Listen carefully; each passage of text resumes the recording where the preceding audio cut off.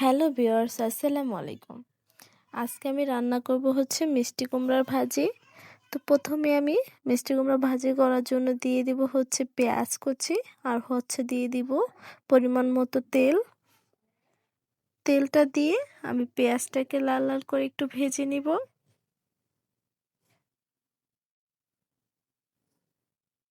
তো দেখুন, আমি পেঁয়াজটাকে কিন্তু এইভাবে অনবরত নেড়ে চেড়ে লাল লাল করে ভেজে নিব।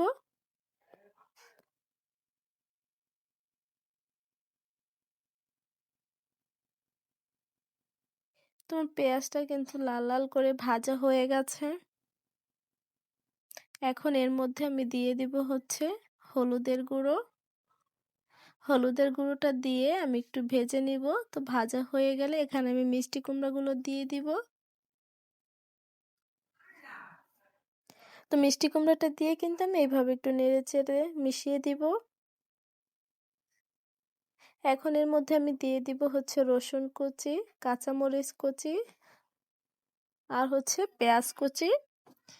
এগুলো দিয়ে আমি আবার একটু ভালো করে মিশিয়ে এখানে আমি দিয়ে দিব হচ্ছে পরিমাণ মতো লবণ।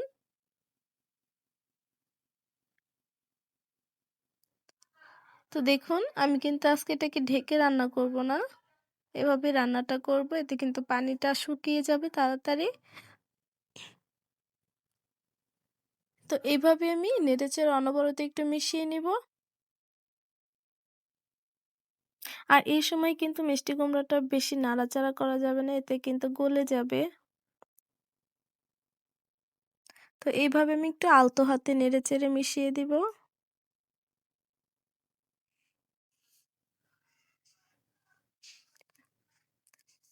তো দেখতেই পাচ্ছেন আমার ভাজিটা কিন্তু হয়ে গেছে। এখন এর মধ্যে আমি দিয়ে দিব হচ্ছে ধনিয়া পাতা কুচি।